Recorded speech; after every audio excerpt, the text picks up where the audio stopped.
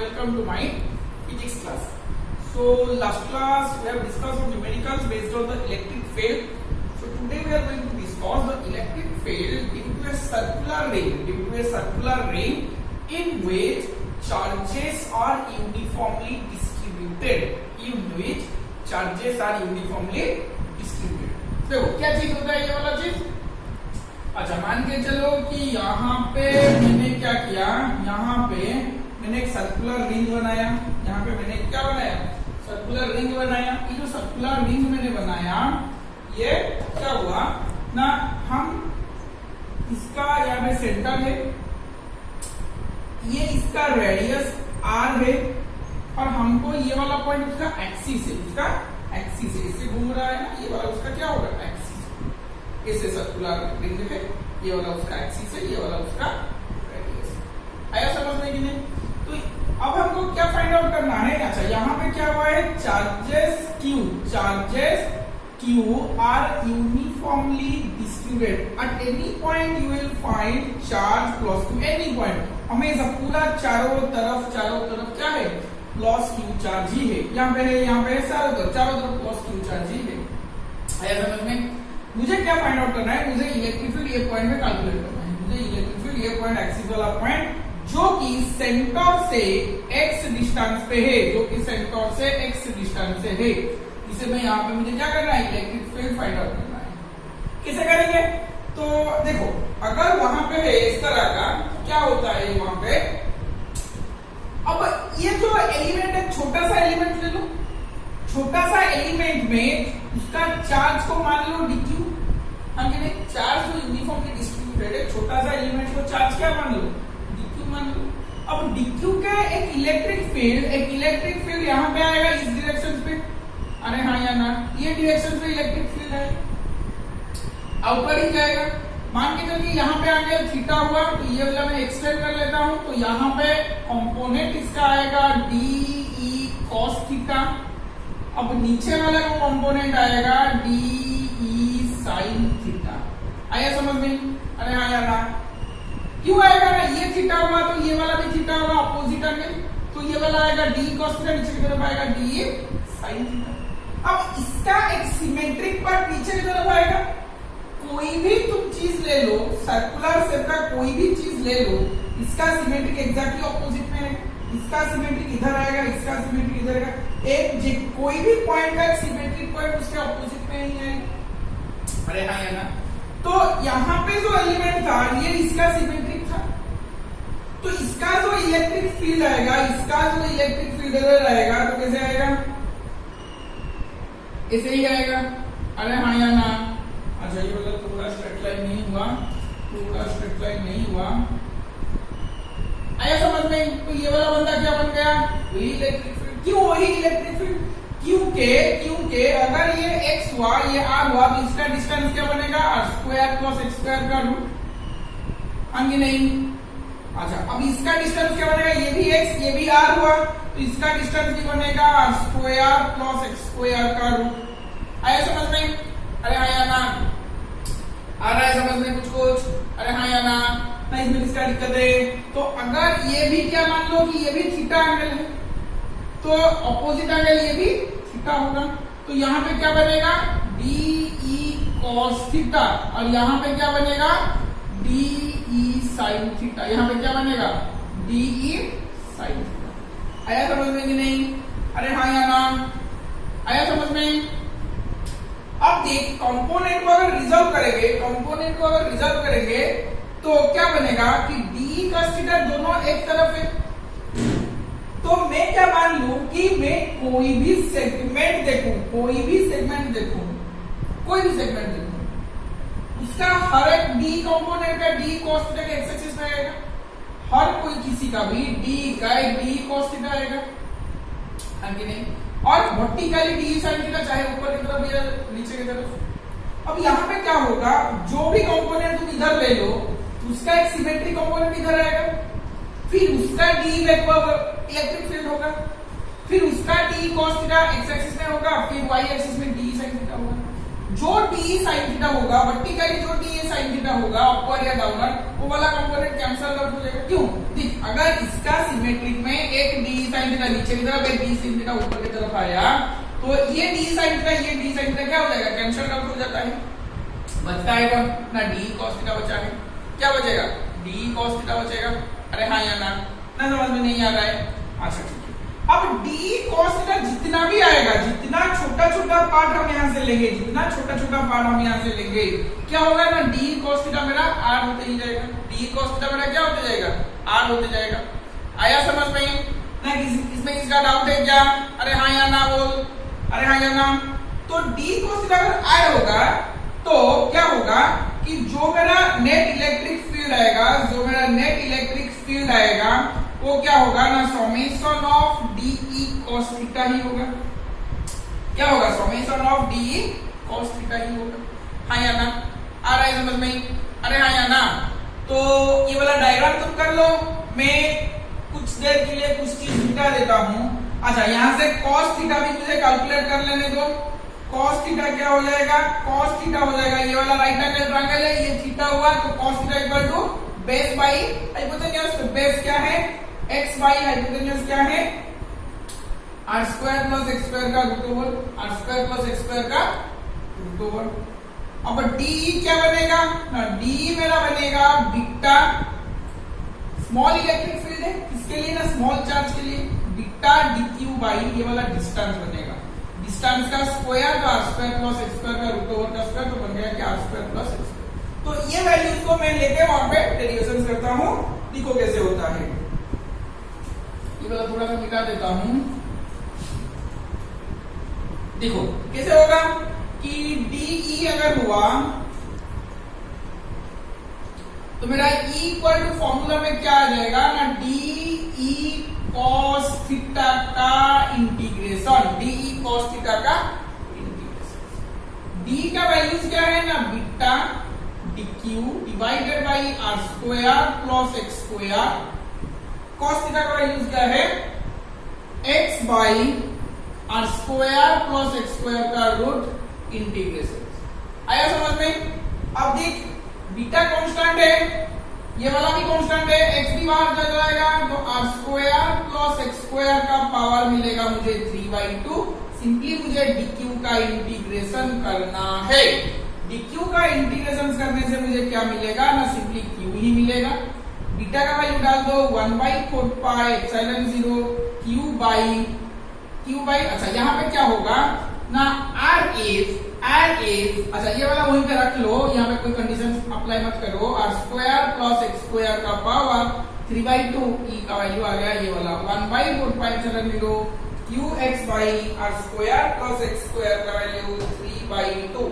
आया समझ में, अरे हाँ या ना, अरे हाँ या ना। अब डायग्राम देख, अब डायग्राम को जरा देख, मैं थोड़ा यहाँ पे रिड्रॉ कर लेता हूँ डायग्राम को। अच्छा, डायग्राम मेरा क्या था, डायग्राम मेरा कुछ इस तरह का था, हाँ कि नहीं, ये वाला पॉइंट x था, छोटा डायग्राम में बना देता हूँ समझाने के लिए, ये वाला r था। अगर मेरा x इक्वल टू 0 बना, अगर मेरा x इक्वल टू 0 बना, x इक्वल टू क्या बना, 0 बना, तो x इक्वल टू 0 होने से क्या आ जाएगा, मेरा इलेक्ट्रिक फील्ड क्या आ जाएगा, 0। इलेक्ट्रिक फील्ड क्या आ जाएगा, 0।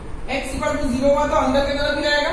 तो किसी भी चीज का अगर charges are distributed uniformly and the electric field at the interior of the body or at the center of the body is 0। ये मैंने बोला था लास्ट क्लास में, electric field is equal to 0 at the center।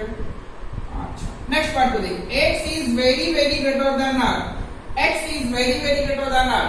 अगर x r से बड़ा हुआ, r यहाँ तक है, तो x अगर वहां से बड़ा होते जाएगा तो क्या हो जाएगा, r का वैल्यू नेग्लेक्ट हो जाएगा, x ग्रेटर देन r का मतलब r का वैल्यू यहाँ पे नेग्लेक्ट हो जाएगा। तो इलेक्ट्रिक फील्ड क्या बनेगा ना, 1/4 pi epsilon 0 q x by, r का वैल्यू नेग्लेक्ट हो गया, x का स्क्वायर इनटू 3/2 कितना हो जाएगा, x क्यू हो जाएगा। अरे हाँ या ना, तो सिंपली ये क्या आ जाएगा ना, e equal to 1/4 pi epsilon 0 sorry q by x का स्क्वायर, q बाई x का स्क्वायर। तो ये वाला फॉर्मूला दिखाई क्या लगता है कि कोई भी पॉइंट में किसी भी डिस्टेंस पे मुझे चार्ज q का अगर इलेक्ट्रिक फील्ड निकालना है, इलेक्ट्रिक फील्ड अगर निकालना है, तो मैं क्या लिखूंगा, 1/4 चार्ज बाई उसी डिस्टेंस का स्क्वायर, जिस डिस्टेंस से मुझे इलेक्ट्रिक फील्ड निकालना है। तो 1/4 क्यू बाई एक्स का स्क्वायर। आया समझ में? अरे हाँ या ना? हो गया ये वाला बात। अब अभी यहाँ पे और एक कंडीशन लेते हैं, x is very very less than r। क्या लेंगे? x is very very x equal to r, x equal to r लेते हैं, x इक्वल टू r लेंगे। x इक्वल टू r लेने से क्या होगा? देखो x इक्वल टू r लेने से क्या होगा? अच्छा, x इक्वल टू r लेने से r का स्क्वायर आगे नहीं, 2r का स्क्वायर आ गया, x equal to r।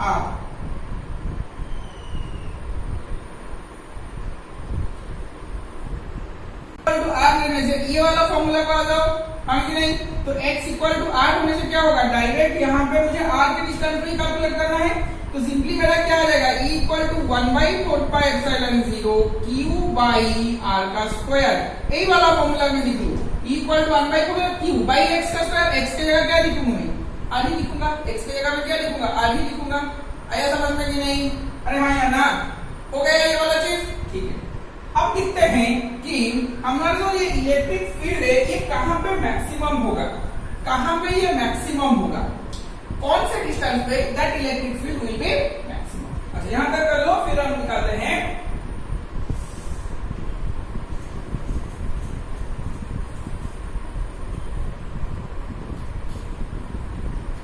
Expression. मेरा क्या आया था? Ex equal to 1/4πε0 qx by r square plus x square का value 3/2। qx by r square plus x square का वैल्यू 3/2। तो ये वाला हो गया मेरा Ex। अच्छा Ex अब मैक्सिमम होगा, Ex will be maximum, Ex will be maximum if dEx by dx equal to 0, dEx by dx equal to 0। with respect to x से करने से मेरा क्या होगा ना, इलेक्ट्रिक फील्ड मेरा 0 आएगा। 0 कैसे आएगा? देखो अब हमको उसको डेरिवेटिव करना है, तो d by dx, अब d by dx अब क्या हो गया? 1/4πε0 q x by r square plus x square का वैल्यू 3/2 का डेरिवेटिव अब मुझे 0 करना पड़ेगा, तो 1/4πε0 q कांस्टेंट में बाहर चला आएगा, सिंपली इंटीग्रेशन किसका होगा? इसका dy dx of x by r square plus x square का 3/2 इक्वल टू 0। तो ये वाला उधर जाके 0 हो जाएगा। अब इसका डेरिवेटिव कैसे होगा कि v r square plus x square का v into d u by dx minus u का वैल्यू x है, dy dx of r square plus x square का r square plus x square का 3/2 equal to 0 divided by v का square, r square plus x square 3/2 इसका square. ये तो उधर जगह ही 0 हो जाएगा, इसमें कोई दिक्कत वाली बात नहीं है। इसका डेरिवेटिव 1 हो गया, बचा क्या ना? r square plus x square का 3/2 माइनस x इंटू इसका क्या होगा ना 3/2 n into du by dx, वही वाला formula u to the power n का फॉर्मूला हम डालेंगे यहाँ पे। r square plus x square 3/2 minus 1 again dy dx of r square plus x square, बड़ा सा डेरिवेटिव थे, हाँ कि नहीं? तो क्या हो जाएगा? क्या हो जाएगा यहाँ पे? r square plus x square का 3/2 ये इधर चला जाएगा, तो बन जाएगा क्या ना 3/2 का x r square plus x square 3/2 that is 1/2। अब इसका डेरिवेटिव r का डेरिवेटिव क्या हो जाएगा? 0 हो जाएगा। x स्क्वायर का डेरिवेटिव क्या आ जाएगा? 2x। x स्क्वायर का डेरिवेटिव क्या आ जाएगा? 2x। तो इसे सॉल्व करेंगे, इसे अगर हम यहाँ पे सॉल्व करेंगे तो हमको मिलेगा, हाँ क्या मिलेगा? इसे अगर सॉल्व करेंगे तो 2 कैंसिल आउट, x का स्क्वायर हो जाएगा, r square plus x square 3/2, यहाँ पे r square plus x square 1/2। तो ये क्या बनेगा? ये सिर्फ शायद r square plus x square रह जाएगा, हाँ कि नहीं? 3/2 यहाँ पे 1/2। अच्छा ये सिर्फ आ जाएगा क्या ना, यहाँ पे लेफ्ट साइड में आ जाएगा r square plus x square. इससे इसे मैंने कैंसिल किया, 3/2 2 कैंसिल आउट हो गया है ऑलरेडी, तो ये बन जाएगा 3x का स्क्वायर। तो ये वाला x स्क्वायर उधर जाएगा, तो 2x square equal to r square, तो x square equal to r square by 2, x मेरा बन गया आर बाई 2 का रूट, आर बाई 2 का रूट। आया समझ में? आर बाई 2 मेरा बन जाएगा एक्स और ये प्लस और माइनस में बनेगा। आया समझ में यहाँ तक? ना इसमें कोई दिक्कत है?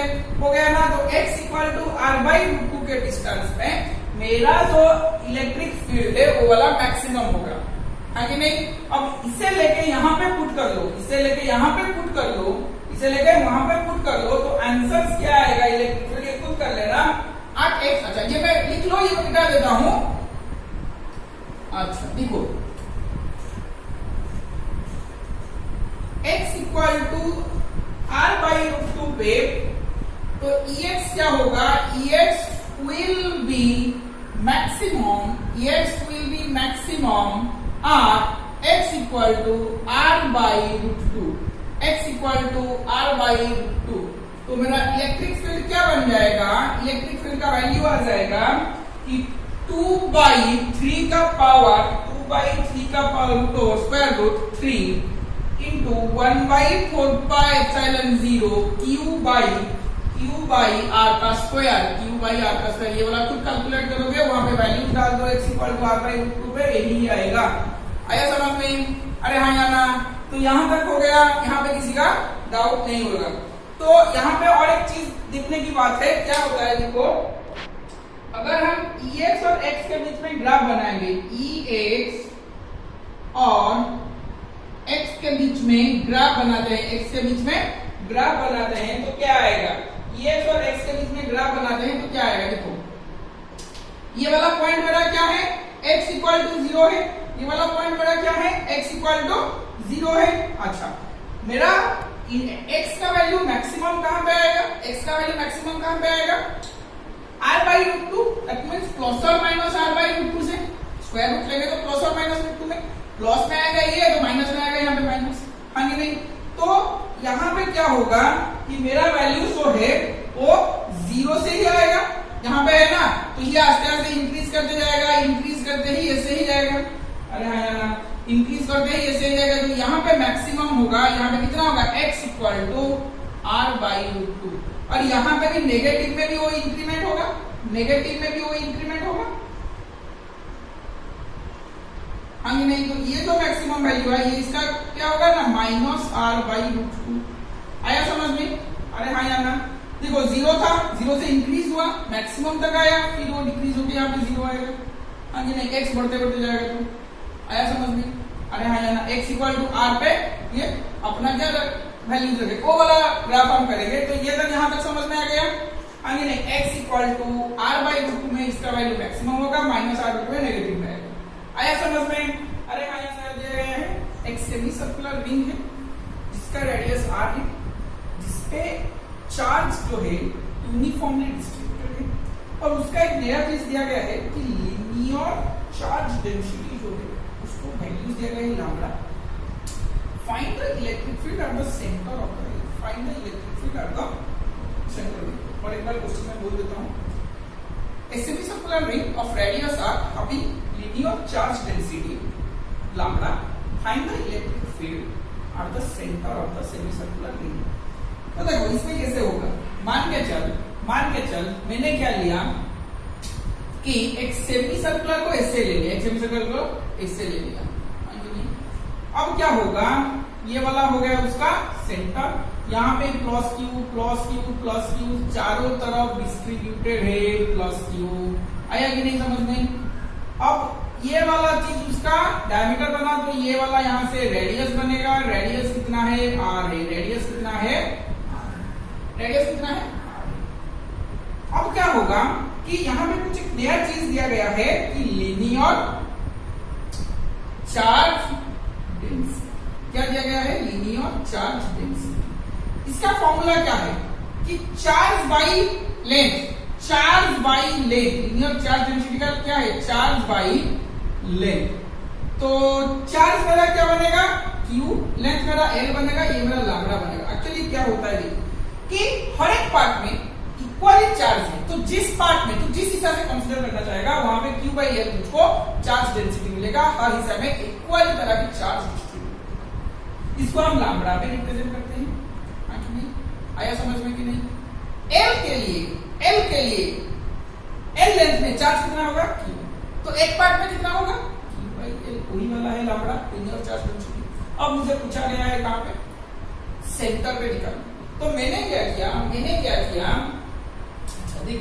क्या किया कि कोई भी एक हिस्सा, अच्छा ये वाला जो भी होगा, जो भी हिस्सा तुम लोगे, छोटे छोटे DQ वहां पे होंगे, अरे हाँ कि नहीं, छोटे छोटे DQ वहां पे होंगे, जो भी हिस्सा तू कंसीडर करेगा सारे में DQ ही होंगे, छोटे छोटे चार्ज होंगे, थोड़ा DQ इधर, थोड़ा DQ इधर होगा। तो मैंने क्या किया, एक पॉइंट यहाँ पे कंसीडर किया जिसमें चार्ज था DQ, इसे यहाँ पे ज्वाइन किया, ये पॉजिटिव चार्ज है, पॉजिटिव चार्ज का इलेक्ट्रिक फील्ड किधर आएगा? इधर ही आएगा, ये वाला D है। अब ये रेडियस के साथ कितना एंगल बनाता है? थीटा एंगल बनाता है। अब ये वाला और ये वाला का ऑपोजिट एंगल, ये वाला थीटा बन जाएगा। अगर ये DE है तो इधर क्या बनेगा मेरा? DE cos थीटा, इधर क्या बनेगा? DE cos theta. नीचे की तरफ क्या आएगा? ना DE sin थीटा, क्या आएगा? DE sin theta. आया समझ में कि नहीं? इधर DE cos थीटा, इधर क्या आएगा? DE sin थीटा आएगा। आ रहा है समझ में? अरे हाँ या ना? अब क्या होता है, वही पार्ट का अगर यहाँ पे हमने इसको इक्वली डिस्ट्रीब्यूट कर लिया तो ये हाफ और ये हाफ दोनों अदर हाफ हो जाएंगे, हाँ कि नहीं? ये हाफ एक है, ये हाफ इधर एक हो जाएगा। इसका सिमेट्रिक पॉइंट इधर ही कहीं होगा, जो इसी रेडियस के साथ थीटा क्या करेगा? बनाएगा। तो मान के चलिए ये वाला है, अगर ये वाला है तो ये वाला इलेक्ट्रिक फील्ड इधर डालेगा, ये वाला इलेक्ट्रिक फील्ड इधर डालेगा। ये रेडियस के साथ कितना बनेगा? थीटा बनेगा। अगर थीटा बना तो यहाँ पे कितना बनेगा? थीटा बनेगा। तो इधर इसका कंपोनेंट आएगा DE cos थीटा और इधर क्या आएगा? ना DE sin थीटा। डायग्राम सबको समझ में आ गया? अरे हाँ या ना? आ रहा है समझ में कि नहीं? तो मैं क्या कर रहा हूँ, सारे स्मॉल पार्ट मिटा देता हूँ, सिंपली DQ का पार्ट ही रखता हूँ, अरे हाँ या ना? आया समझ में कि नहीं? ये हो गया ना? हाँ कि नहीं? अब देखते हैं क्या होता है यहाँ पे। अब क्या होगा, जब मैं इसे छोटा सा D निकालने चाहूंगा, अच्छा देखो DE cos थीटा इधर, तो जितना भी वहां पे सेगमेंट लेंगे सबका जो DE कंपोनेंट आएगा वहां पे DE cos थीटा एक आएगा लेफ्ट की तरफ, एक आएगा राइट की तरफ, लेफ्ट की तरफ और एक राइट की तरफ, वो कैंसिल आउट हो जाएगा, हाँ कि नहीं? सारे DE cos थीटा का एक ऑपोजिट में आएगा। यहाँ पे ले लो तो यहाँ पे DE बनेगा तो इधर आएगा, यहाँ पे ले लो तो DE इधर बनेगा तो इधर आएगा, हाँ कि नहीं? तो सारे कैंसिल आउट हो जाएंगे DE cos थीटा। सिर्फ क्या होगा, देखो DE sin थीटा नीचे की तरफ सब कुछ है, तो DE sin थीटा से क्या होगा? ऐड होगा। तो जो इलेक्ट्रिक फील्ड आएगा इस फिगर में वो y एक्सिस की तरफ आएगा, तो इनेट मेरा क्या होगा ना, DE sin थीटा का इंटीग्रेशन, क्या बनेगा? इंटीग्रेशन। D का वैल्यूज क्या बनेगा? D का वैल्यू बनेगा बीटा, स्मॉल चार्ज के लिए स्मॉल इलेक्ट्रिक फील्ड तो DQ डिवाइडेड डिस्टेंस क्या है ना, R का स्क्वायर। साइन थीटा को, अच्छा साइन थीटा को रख लो, मैं बोलता हूँ क्या करना है, साइन थीटा को रख लो थोड़ी देर के लिए, हाँ कि नहीं? अब देखिए जो DQ बना छोटा पार्ट के लिए मैं क्या लिख सकता हूँ ना, lambda equal to small linear charge density है, छोटा पार्ट अभी छोटा सा सेगमेंट होगा तो DL बनेगा, रिंग का लेंथ L ले लो, तो लैम्ब्डा इक्वल टू क्या बनेगा ना, DQ बाई DL। लैम्ब्डा का लेंथ क्या बनेगा ना, DQ बाई DL। आया समझ में कि नहीं? अरे हाँ या ना?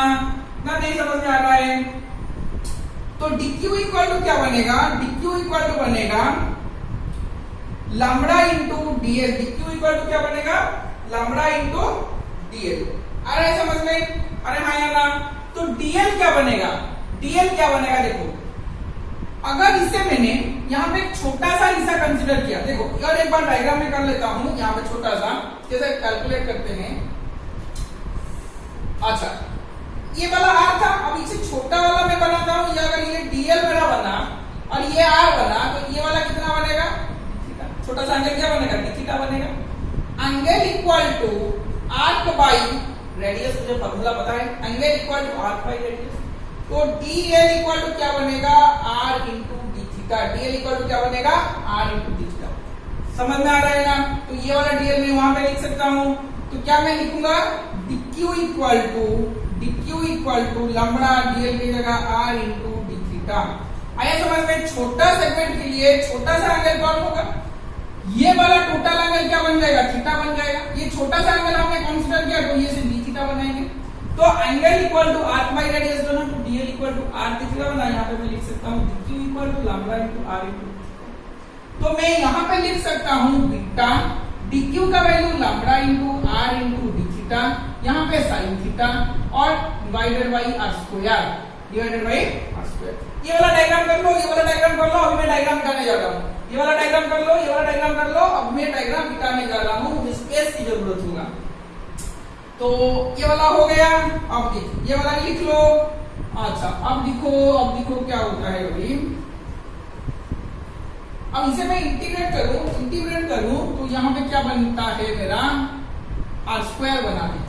तो ये वाला इंटीग्रेशन में है, लैम्बडा कांस्टेंट है बाहर चला आएगा, बीटा का वैल्यू 4 पाई एप्सिलॉन को यहाँ पे डाल दो, r एक कैंसिल आउट हो गया तो r बाहर आ गया, बचा क्या साइन थीटा डी थीटा का इंटीग्रेशन मुझे करना है। कहां से कहां तक करना है? ठीक, इधर डायग्राम इधर था। अच्छा ये पॉइंट था मेरा क्या सेंटर था। अब इलेक्ट्रिक फील्ड चार्ज क्यू सब यहाँ पे डिस्ट्रीब्यूट होते हैं तो यहाँ पे भी कुछ इलेक्ट्रिक फील्ड होगा यहाँ पे। अच्छा यहाँ पे चार्ज इलेक्ट्रिक फील्ड यहाँ पे भी इलेक्ट्रिक फील्ड लगेगा। तो कहां से शुरू है? यहाँ से शुरू होते यहाँ तक आएगा। यहाँ से शुरू होते यहाँ तक आएगा। तो थीटा जो है थीटा यहाँ से कुछ बनेगा, यहाँ से 0 आस्ते आस्ते 45 60 90 90 के बाद जैसे आगे 180 तक आएगा। तो पाई तक आएगा। तो यहाँ पे मैं क्या लूं? 0 से पाई। क्या लूं? 0 से पाई तक लूं। अब देखो क्या होता है यहाँ पे साइन थीटा 0 से पाई तक आएगा। 0 से पाई आने पे मुझे इंटीग्रेशन करना पड़ेगा। Lambda equal to 4 pi epsilon not r। Sine theta का इंटीग्रेशन होता है माइनस cos थीटा। अभी क्या पे होगा? 0 से पाई। तो minus lambda by 4 pi epsilon not r cos theta की जगह पाई माइनस cos 0 cos पाई क्या हो गया मेरा? -1 ये 0 क्या हो गया? -1। तो क्या बन जाएगा मेरा? Lambda by 4 pi epsilon not r। अब यहाँ पे मैं थोड़ा लिख लेता हूँ, देखो क्या बनेगा मेरा कि इनेट इक्वल टू -2, यहाँ पे क्या हो जाएगा? -2 यहाँ पे माइनस, तो 2 lambda by 4 pi epsilon not r। तो क्या बन जाएगा मेरा ना? Lambda by 2 pi epsilon not r। तो इनेट क्या बन जाएगा मेरा? Lambda by 2 pi epsilon not r। आया समझ में? अरे हाँ या ना? इसमें किसी का कोई डाउट है? अच्छा अब एक और एक चीज में दिखाता हूं तुम लोगों को। अच्छा डायग्राम मेरा किस तरह का था ना? डायग्राम मेरा इस तरह का था। अब electric field, net electric field कैसे आ रहा था? देख इधर नेट इलेक्ट्रिक फील्ड इधर जा रहा था डी साइन थीटा कंपोनेंट। तो जो भी रिजल्टेंट इलेक्ट्रिक फील्ड आएगा क्या डाउनवर्ड ही आएगा। तो अगर इसको मैं वेक्टर की तरह लिखूं कि ई वेक्टर सेमी सर्कुलर के लिए, ये वाला डायग्राम के लिए क्या बनेगा ना? Lambda by 2 pi epsilon not r downward है तो माइनस जे कैप। आया समझ में? ये वाला लिख लो। और एक चीज मैं बताना चाह रहा हूं, ये वाला लिख लो। अब देखो क्या होता है। अगर मेरा सेमी सर्कुलर 4 स्टेप में मेरा आ सकता है। 4 स्टेप में क्या क्या लिखो? इस तरह आ सकता है, इस तरह आ सकता है, इस तरह का आ सकता है, इस तरह का आ सकता है। हाँ कि नहीं? ये चारों तरफ सेमी सर्कुलर है। एग्जाम में नॉर्मली एंट्रेंस एग्जाम में एमसीक्यू की तरह ये भी पूछेगा कि क्या इलेक्ट्रिक फील्ड सेंटर में होगा, वेक्टोरिकली पूछेगा। देखो ये वाला हुआ तो ये डाउनवर्ड फेस है, जिस डायरेक्शन में फेस होगा सब में वैल्यू यही आएगा, सब में वैल्यू वही आएगा। 2 पाई एप्सिलॉन नॉट r का यही वैल्यू सब में आएगा। E not equal to lambda by 2 pi epsilon not r की पहले वैल्यू सबको लिख लेता हूं, उसके बाद में डायग्राम के हिसाब से डायरेक्शन को ऐड करूंगा। आया समझ में? अरे हाँ या ना? अब भी क्या होता है? डाउनवर्ड की तरफ है, जिस डायरेक्शन में फेस होगा उसका ओपन वाला जिस डायरेक्शन पे होगा उसी का डायरेक्शन से होगा। ये नीचे की तरफ है तो ये वाला आएगा माइनस थीटा। ये व्हाट्स लेफ्ट है, पॉजिटिव एक्स एक्सिस इधर ये है तो आएगा आई कैप। ये नेगेटिव एक्स की तरफ है तो माइनस आई कैप। ये अपवर्ड है तो क्या आएगा जे कैप ही आएगा। आया समझ में सबको? ये वाला आंसर हो गया। अरे हाँ या ना? सब में हो जाएगा, जो भी जगह हो जाएगा सब में आंसर यही आएगा, बस सिर्फ लिमिट चूज करना है कहां से कौन सा लेने के लिए। आया समझ में? अरे हाँ या ना? नेक्स्ट को चलते हैं। ठीक है, नेक्स्ट वाला क्वेश्चन तुम खुद सॉल्व करोगे, मैं नहीं सॉल्व करूंगा, मैं सिर्फ बता दूंगा तुम लोगों को। देखो हम सर्कल के लिए देखें, सेमी सर्कल के लिए देखें, अब दिखते हैं जो क्वार्टर सर्कल होता है ना, एक क्वार्टर सर्कल होगा, आगे नहीं क्या होगा, एक क्वार्टर का रिंग बनाएंगे। क्वार्टर के रिंग में हम दिखेंगे क्या होता है क्या नहीं। क्वार्टर के रिंग में क्या होता है, देखो मान के चल कि क्वार्टर का रिंग ऐसे बना है। क्वार्टर का रिंग क्या बना है, ये ऐसे बना है, रेडियस आर है, चार्ज यहाँ पे डिस्ट्रीब्यूटेड है यूनिफॉर्मली, वही लैम्बडा लिनियर चार्ज डेंसिटी वही है।